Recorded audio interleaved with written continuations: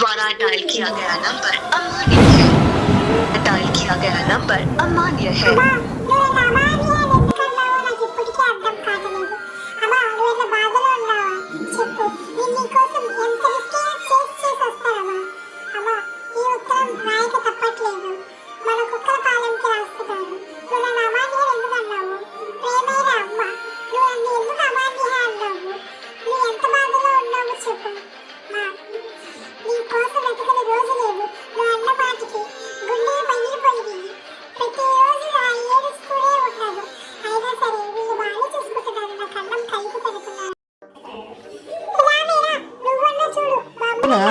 ప్రియమైన అమ్మ, నన్ను ఎందుకు అమాన్య అన్నావు?